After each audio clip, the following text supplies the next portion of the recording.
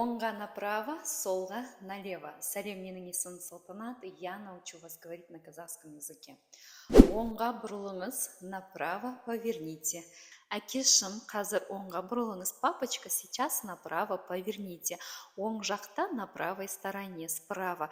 Біздің үй оң жақта орналасқан, наш дом справа расположен.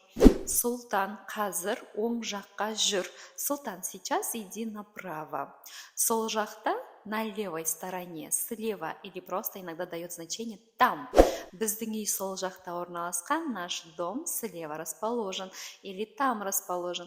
Әкешім, сол жаққа бұрылыңыз, папочка, налево поверните.